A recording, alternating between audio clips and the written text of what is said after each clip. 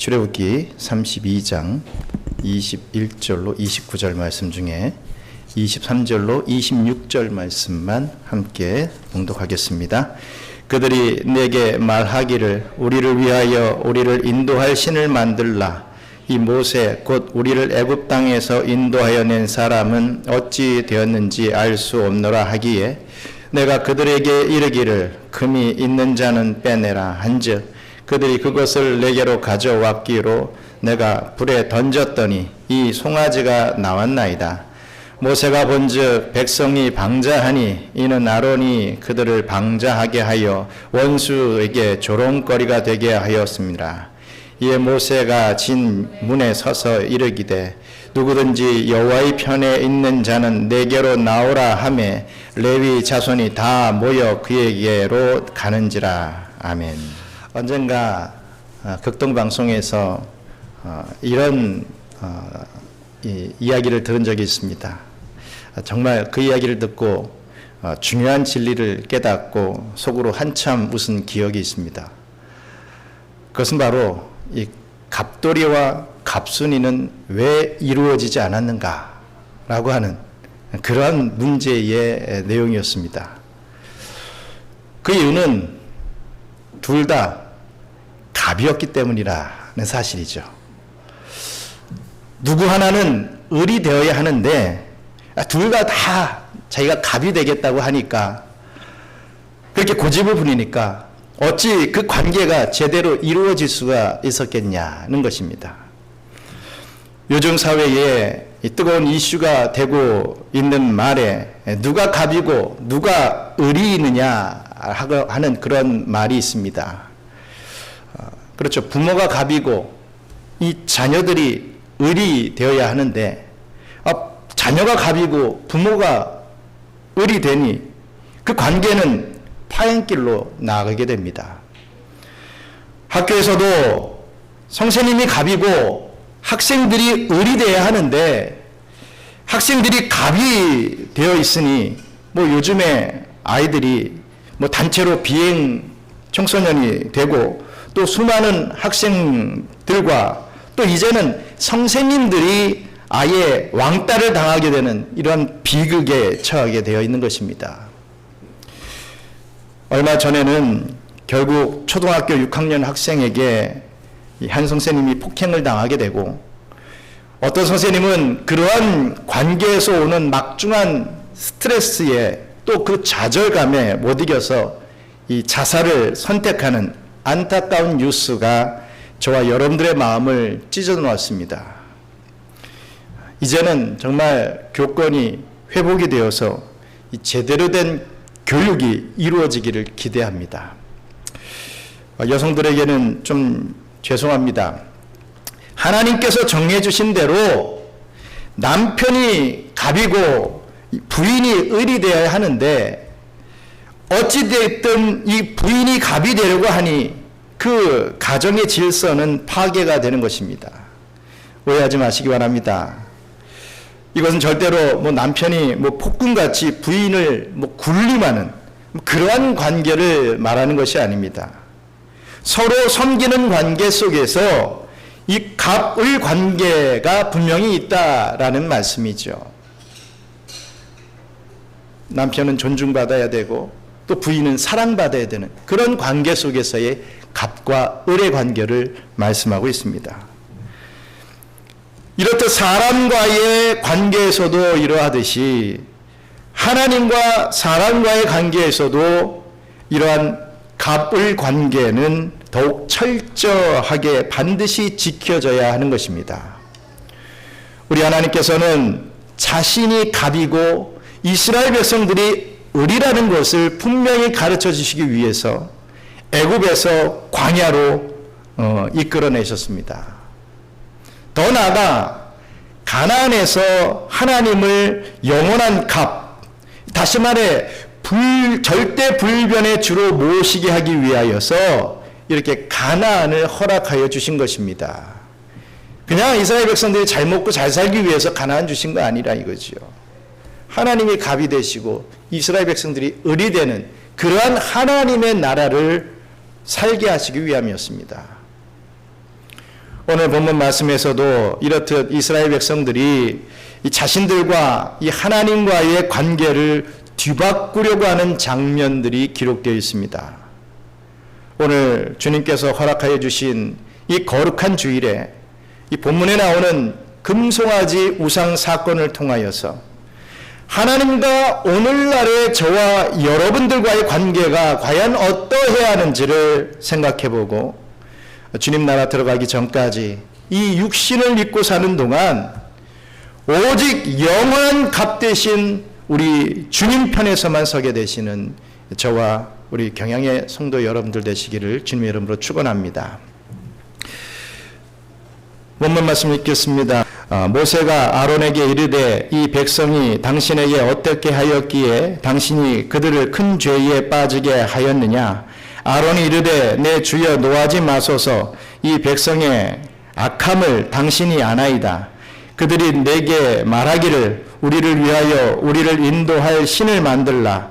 이 모세 곧 우리를 애굽 땅에서 인도하여 낸 사람은 어찌 되었는지 알 수 없노라 하기에 내가 그들에게 이르기를 금이 있는 자는 빼내라 한즉 그들이 그것을 내게로 가져왔기로 내가 불에 던졌더니 이 송아지가 나왔나이다.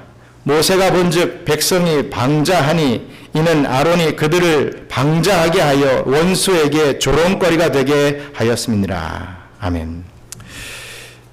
이 본문 앞의 내용인 출애굽기 32장 1절로 3절 말씀을 보면요, 이스라엘의 지도자가 모세가 십계명 돌판을 받기 위해서 이 시내산에 올라가게 되는 것을 보게 됩니다. 지도자인 모세가 백성들을 위해서 십계명을 받기 위해서 시내산으로 올라가게 됩니다. 그런데 그 올라간 기간이 오래되게 되자 이 산 밑에서는 정말 이상한 이 기운이 돌기 시작했습니다. 이스라엘 백성들은 아론에게 우리를 위하여 우리를 인도할 신을 만들어내라. 이 모세 곧 우리를 애굽 땅에서 인도해낸 이 사람은 어찌 되었는지 산에 올라가서 아무 소식이 없지 않는가. 우리를 위해서 신을 만들라. 우리를 인도할 신을 만들어내라. 이렇게 은근히 협박을 해왔던 것입니다. 지도자인 모세의 이 장기간의 부재가 이스라엘 백성들의 이 범죄의 발단이 되었던 것입니다. 다시 말해서 이스라엘 백성들은 모세가 지금 자신들 중에 없다는 사실이 마치 하나님이 자신들 중에 계시지 않다라고 하는 그러한 사실로 여긴 것이라는 말씀이죠.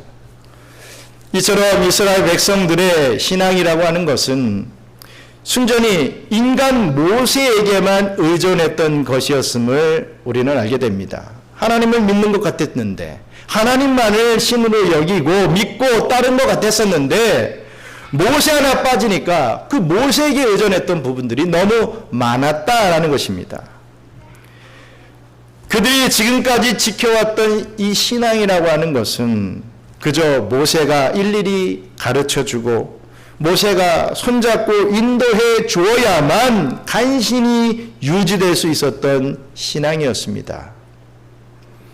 즉 이스라엘 백성들의 신앙은 철저히 하나님의 말씀에 근거한 신앙이 아니라 모세라고 하는 사람에게 의존한 신앙으로서 인본주의적 신앙이었다는 말씀입니다. 그러니 그처럼 취약했던 신앙은 모세가 자신들 눈앞에서 보이지 않게 되었을 때 역시나 너무나도 쉽게 와르르 무너져 버렸던 것입니다. 예를 들어서 부모님이 나가라고 하니까 억지로 교회에 나와서 예배드리는 정도의 신앙에서 머물러서는 안 됩니다. 좋아하는 사람이 있어서 이 하나님께 예배드리는 것보다 그 사람을 만나 친교를 하는 것이 더 좋아서 교회에 나오는 그 정도의 신앙에서 우리는 머무를 때 이러한 사단이 일어나게 됩니다. 우리 교회에서는 아직까지는 전혀 없겠지만 우리 목사님이 좋아서 이 교회에 나온다 라고 하는 것은 뭐 그래도 개중에 나은 경우겠지만 그래도 그 정도의 신앙으로도 안 됩니다. 아무리 목사라고 해도 사람이기 때문에 사람에게 전적으로 의지되어 있는 그런 신앙으로 끝나서는 절대로 안 된다는 것이죠.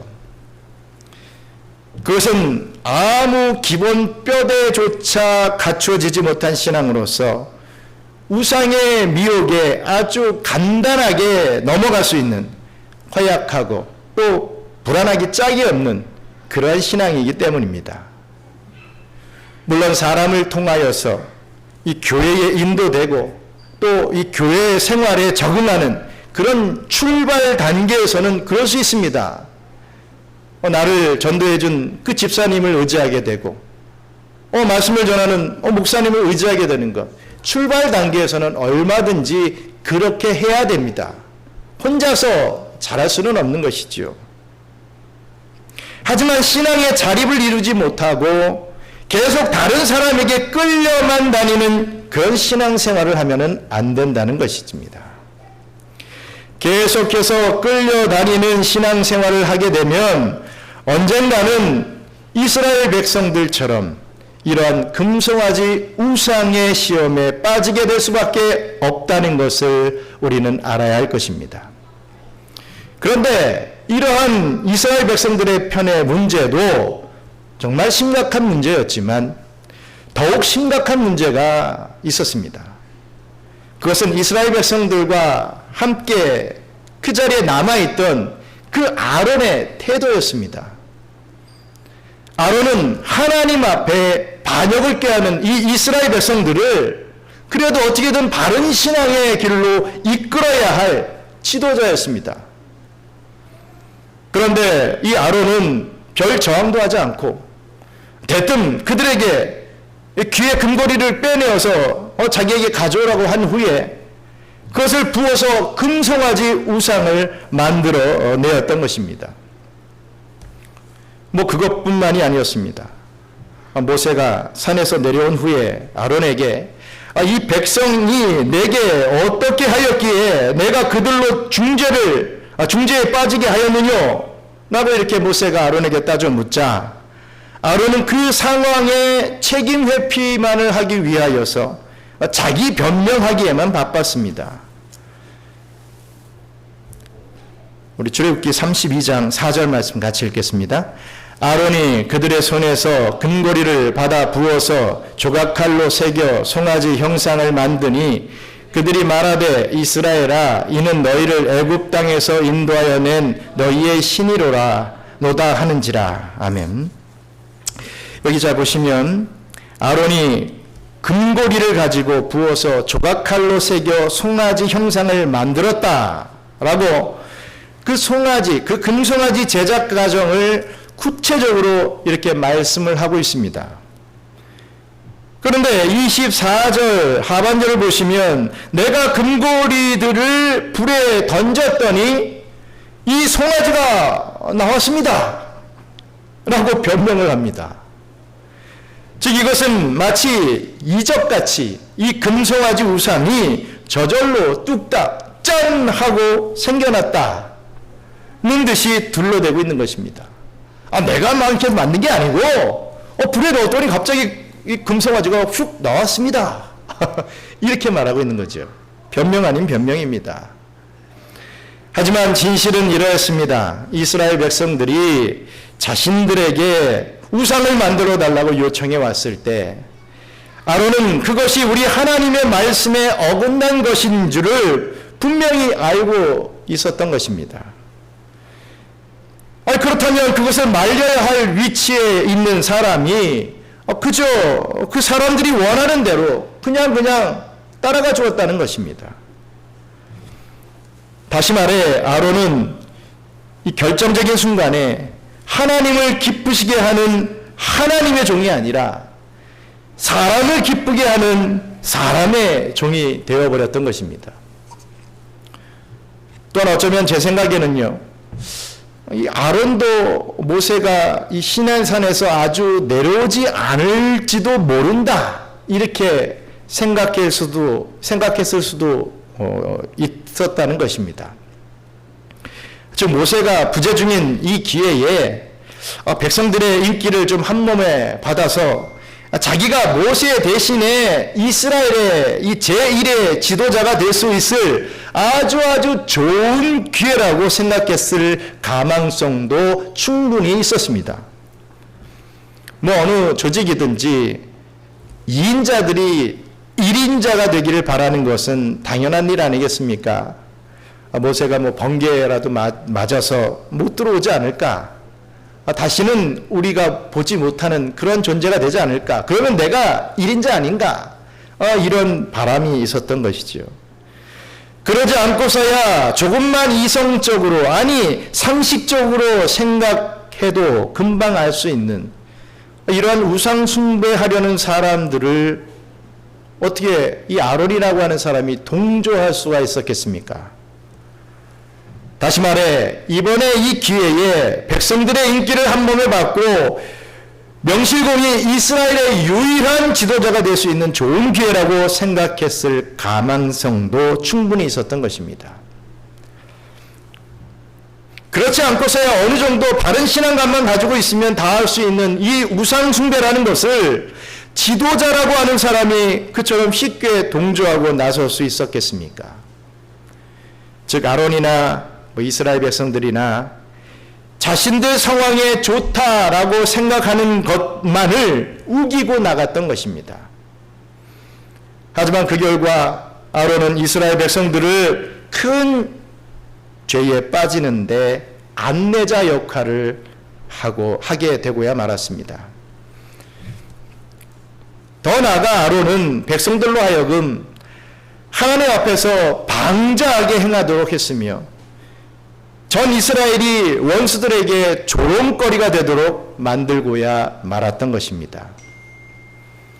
이처럼 아론은 우상 숭배의 죄를 방조했을 뿐만 아니라 나중에 가서는 그 책임까지 전부 다 이스라엘 백성들에게 돌려버리고 자신은 뭐 어쩔 수 없어서 그렇게 했다라고 하는 그렇게 변명하는 정말 어리석기 짝이 없는 행동까지 서슴지 않았던 것입니다. 이러한 아론을 21절에서 모세는 아주 무섭게 추궁합니다. 21절 같이 읽겠습니다. 모세가 아론에게 이르되 이 백성이 당신에게 어떻게 하였기에 당신이 그들을 큰 죄에 빠지게 하였느냐. 아멘. 그러자 아론은 22절에 이렇게 또 대답을 하지요. 22절 제가 읽겠습니다. 아론이 이르되 내 주여 노하지 마소서 이 백성의 악함을 당신이 아나이다 라고 했습니다.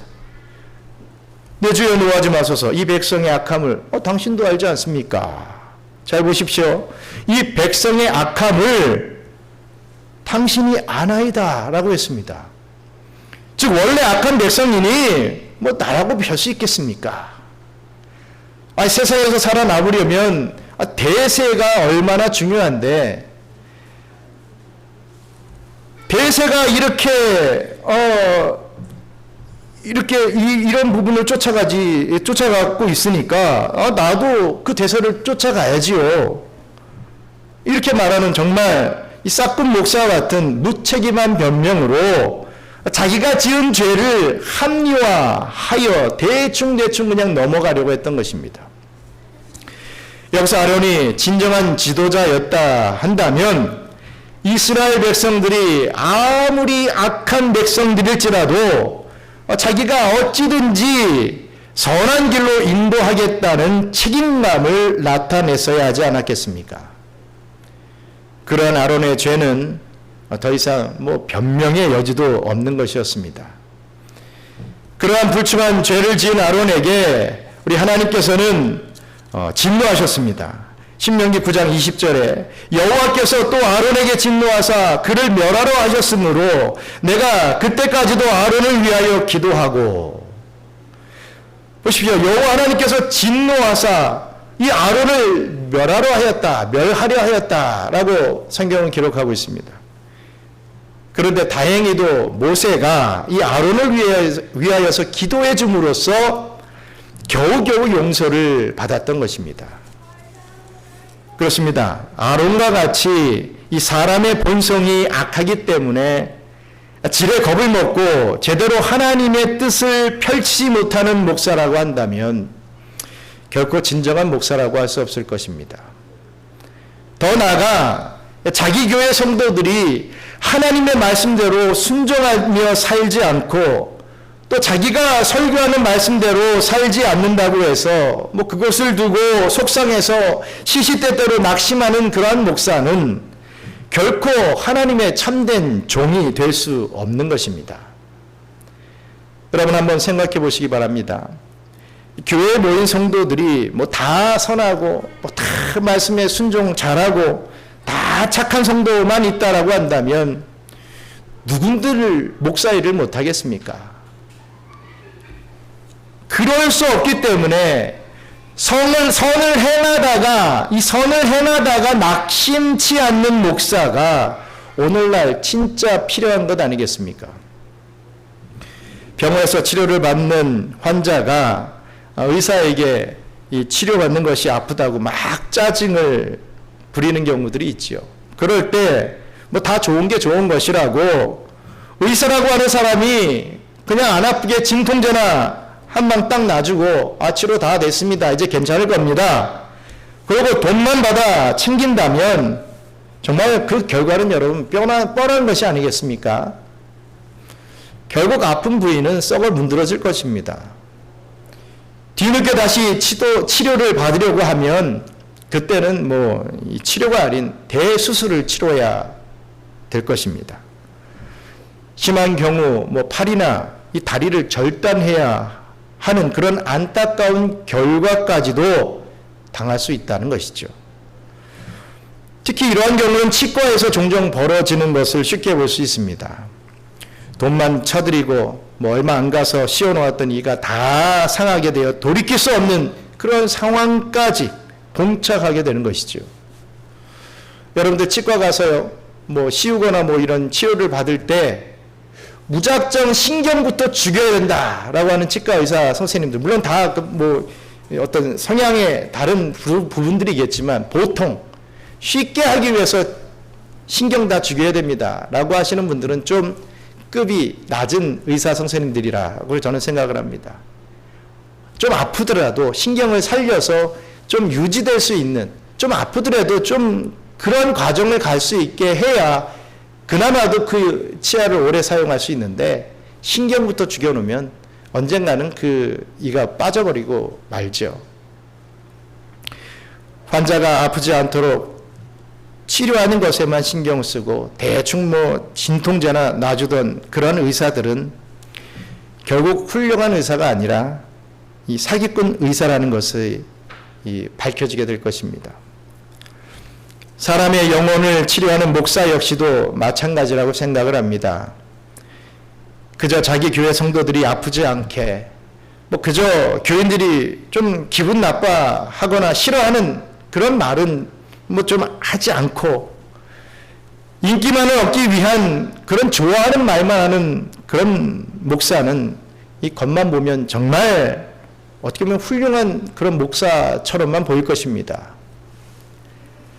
반대로 어떻게든 자신에게 맡겨주신 그 성도들을 제대로 치료하고 인도하려고 애를 쓰는 목사는 또 반면에 교인들에게 찬밥 신세가 되기 쉽습니다.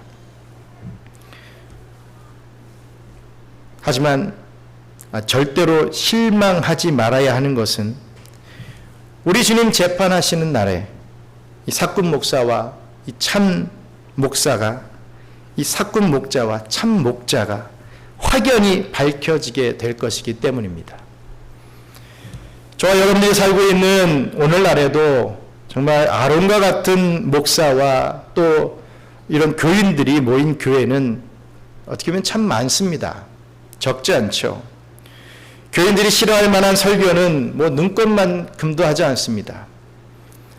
교회를 운영하는 것도 민주적으로 해야 된다 하면서 순전히 교인들이 원하는 대로만 해나가는 그런 현대판 아론과 같은 이 싹군 목사들이 이 세상에는 수두룩하다는 것이죠. 교인들 편에서도 자신들이 좋아하는 말씀만 전하는 목사, 자신들의 뜻대로 고분고분 움직여주는 그런 착한 목사님만을 이 좋은 목사라고 생각하는 경우가 얼마나 많습니까? 자기 말을 잘 들어주면 좋은 목사고 안 들어주면 나쁜 목사라고 치부되는 그런 시대를 살고 있습니다. 여러분, 어떻게 왕따시킬 대상이 없어서 하나님을 왕따시켜 놓고 이 목사와 이 교인들끼리 이 죽이 맞아서 막 희희낙낙하며 인본주의적인 신앙으로 이 우상숭배의 죄악된 길로 이렇게 쉽게 나아갈 수 있느냐는 것입니다. 정말 이러한 목사와 이러한 교인들은 악한 무리들이 되고 말 것입니다. 이런 말씀을 하고 있는 이 강단에 서 있는 이 목사도 솔직히 말해서 삭군 목사가 안 될 것이라고 100% 자신할 수는 없습니다. 저는 절대로 삭군 목사가 아니고 앞으로도 그럴 것입니다 라고 이렇게 자부하는 목사님이 계시다 한다면 저는 그런 목사님을 존경하기보다는 의심해 볼 것입니다. 물론 삭군 목사가 되지 말아야 하는 것이 당연하겠지만 어찌 그것이 사람의 의지한 대로 될 수 있겠습니까? 예수님을 직접 눈으로 보고 만지고 함께 식사를 나누었던, 그러고 잘 지냈던 이 수제자 베드로도 자신은 절대로 주님을 배신하지 않을 것이라고 호언장담을 했는데 결국은 주님을 3번이나 부인하며 시험에서 넘어지지 않았습니까? 그렇기 때문에 그렇게 되지 말게 해달라고 항상 겸손하게 기도하며 자신에게 맡겨주신 그 양떼를 위하여 예수 십자가의 사랑으로 눈물의 기도를 드리며 매일매일 자신을 쳐나갈 때 여러분, 그러한 삭군 목사가 되지 않을 것이라고 저는 믿습니다. 다시 말해, 저는 절대로 그러지 않겠습니다 라고 하는 말보다 그렇게 되지 않게 제발 저를 좀 붙잡아 주세요 라고 겸손하게 기도하는 것이 더욱 하나님께서 기뻐하시는 마음 자세라고 믿습니다. 여러분들도 제가 삭군 목사가 되지 않게 해달라고 많은 기도 부탁을 드리겠습니다. 오늘날 수많은 목사들이 성도들 간의 이해와 또 화해 그리고 어떤 유익을 외치면서 하나님을 배신하고 금송아지 우상 노름을 하고 있습니다. 하나님 편에 서야 되는데 우상 편에 서서 자기들 좋은 편에 서서 시시낙낙하고 있습니다.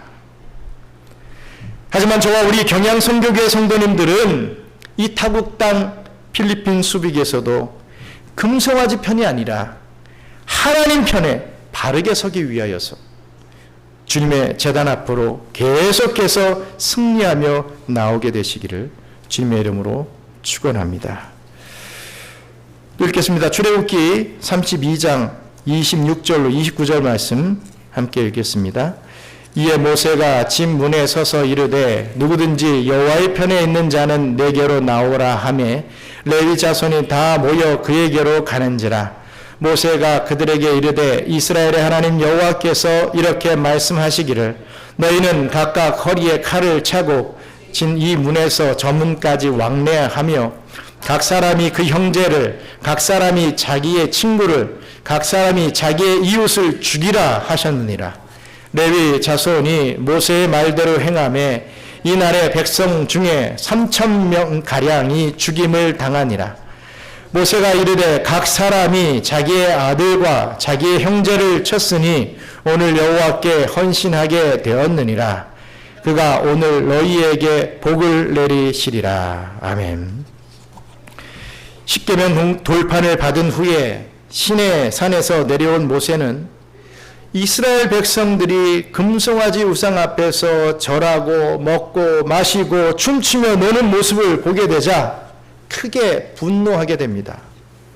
얼마나 화가 났던지 그 온유하다던 모세가 그 손에 있던 정말 하나님이 친히 만들어주신 매우 귀한 이 십계명 돌판을 던져서 깨뜨려 버리고 맙니다.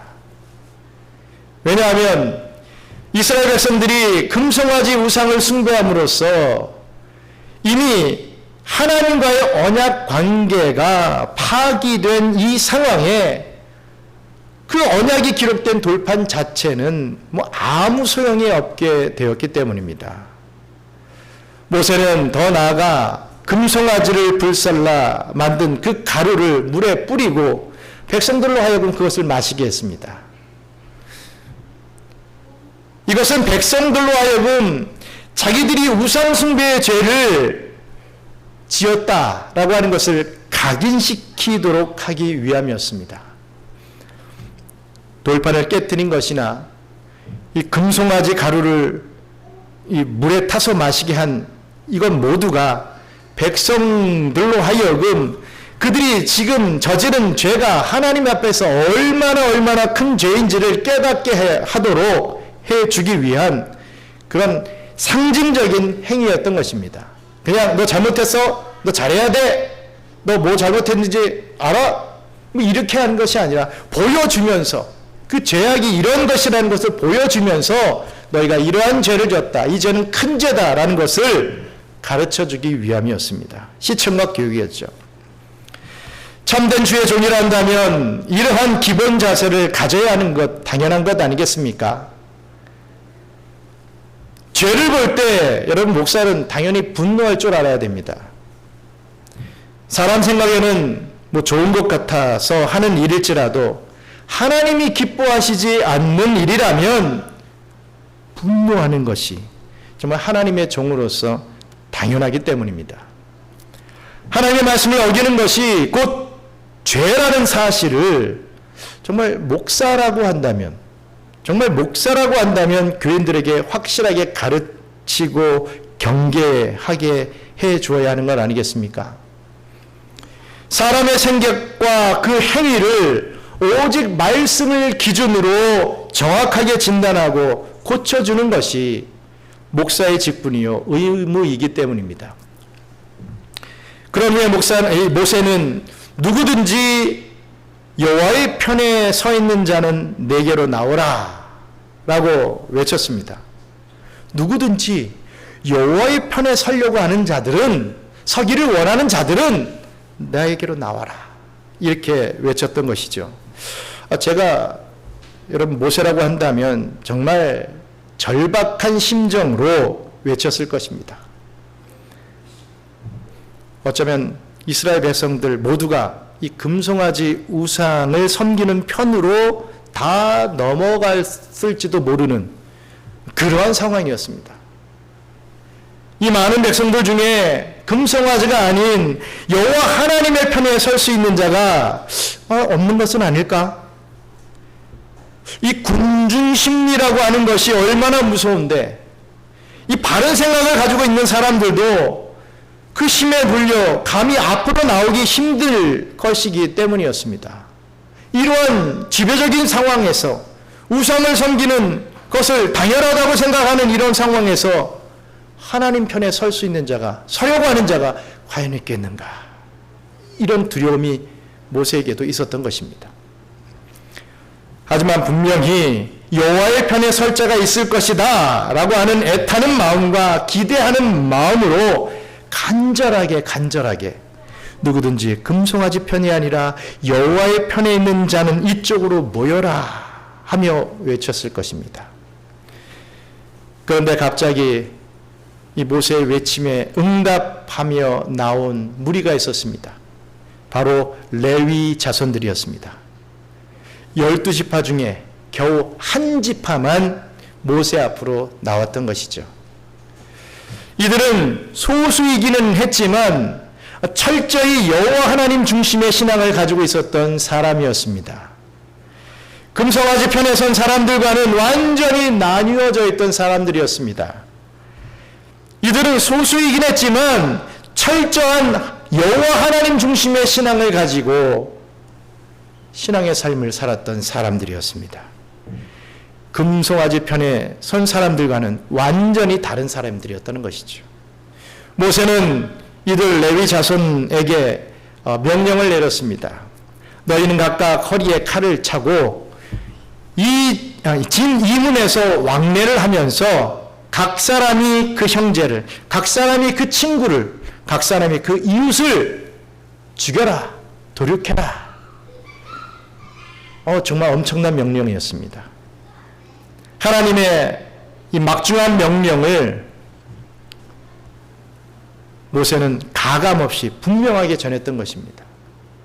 하나님이 그렇게 명령한다 할지라도 어떻게 그렇게 다 죽일 수 있느냐? 정말 큰 죄를 지은 것 같이 보이는 그 사람들만 죽여라. 이렇게 희석할 수도 있었겠지만 모세는요, 하나님이 명령하신 대로 진이문에서 왕령하면서 각 사람이 그 형제를 죽이고 그 친구를 죽이고 그 이웃을 도륙해라, 죽여라, 이렇게 가감없이 명령을 전했던 것입니다. 그런데 참 너무나도 대단하고 감사한 건요, 그 모세의 명령을 받은 이 레위 자손들은 금송아지 우상 숭배에 앞장섰던 사람들 3,000명가량을 인정사정 없이 처단해 버렸습니다. 여러분, 말이 3,000명이지 정말 엄청난 징벌이었습니다. 이처럼 레위 자손들은 여호와께 헌신된 사람들이 되었던 것입니다.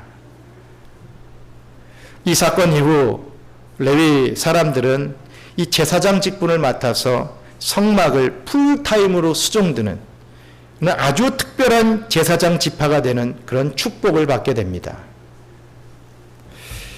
이것이야말로 하나님 편에 서서 싸웠던 레위 자손들에게 베풀어 주신 이 29절에서 말씀하고 있는 그들이 받을 복이었습니다. 우리 출애굽기 32장 29절 말씀 같이 읽겠습니다.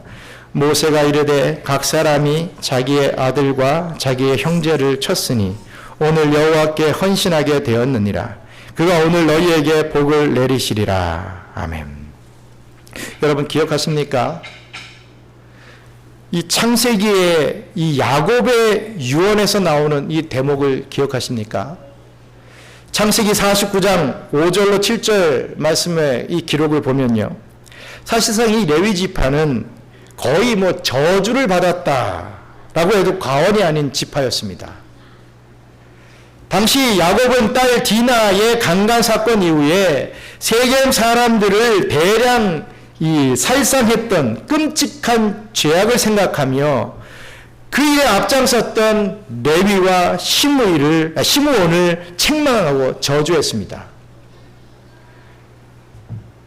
그런데 오늘 본문의 이 사건을 계기로요, 그 저주받았던 레위 자손들은 하나님께 전생애를 바쳐서 헌신하게 되는 그런 복된 지파로 세움받는 그런 축복을 받게 되었던 것입니다. 전화위복의 축복이었습니다. 그렇습니다. 목사라고 하는 사람이 매주 죄 문제만 말하고 정말 지겹도록 회개하라고 권면하면 성도들이 싫어하고 결국에는 모두 다 교회를 등지고 떠날 것이라고 생각하는 분들이 있을 것이라고 생각합니다. 그저 목사라고 하는 사람은 복 많이 받으세요. 여기도 복, 저기도 복, 이 널려있는 복들을 다 여러분들이 받아서 즐겁게 여가 생활하면서 행복하게 사세요. 라고만 말씀을 전해야 교회가 부흥할 것이라고 생각하는 분들이 있다는 것이죠. 하지만 그것은 정말 큰 착각입니다. 죄를 가르치지 않는 목사에게 모여드는 교인들이란 영적 불구자들일 것이고, 그러한 교인들은 하나님의 사명을 수행하게 될 때나 또 어떤 어려움이 닥치면 타작마당에 쭉정이가 날아가듯이 다 흩어져 버릴 것이 분명합니다. 있는 것 같지만 후 불면 사라져 버리는 그런 교인들일 것입니다. 하지만 반대로 목사가 어찌든지 하나님 말씀을 제대로 전하며 죄를 지적하고 죄에 대하여 정확히 권징하면 죄를 지을 수도 있지 그냥 넘어가는 것이 아니라 그거에 대해서 온전히 권징을 하면 성도들은 자신의 죄의 문제에 의해서 이겨내는 제대로 된 성도들이 되어서 이 레위 자손들처럼 하나님 편에서 끝까지 헌신하며 복을 받아 누리는 그러한 성도들이 다 될 것입니다. 그렇기 때문에 목사들은 평생을 목사 직분을 감당하면서 이 사도 바울의 이러한 고백을 절대로 잊어서는 안 되겠습니다. 우리 갈라디아서 1장 10절 말씀, 이 고백 같이 한번 하겠습니다. 이제 내가 사람들에게 좋게 하랴, 하나님께 좋게 하랴, 사람들에게 기쁨을 구하랴, 내가 지금까지 사람들의 기쁨을 구하였다면 그리스도의 종이 아니니라. 아멘. 사도 바울이 고백한 이 갈라디아서 1장 10절의 말씀을 매일매일 되새기면서 그 직분을 감당해야 하는 것입니다. 어떤 분들은 이 말씀을 들으면 오해하는 분들이 있습니다. 목사가 일부러 성도들만 골탕 먹이려고 자신의 세력을 키우려고 하나님 말씀 운운하면서 성도들을 어렵게 한다는 겁니다. 괴롭힌다는 겁니다. 쉽게 말해 가스라이팅 한다는 것이죠. 만약 이런 마인드를 가진 목사라 한다면 그 목사는 하나님 앞에서 큰 벌을 받아야 할 것입니다. 자기 유익을 위하여 하나님을 팔아먹는 목사는 정말 목사 중에서도 제일 저질인 목사가 되는 것이죠.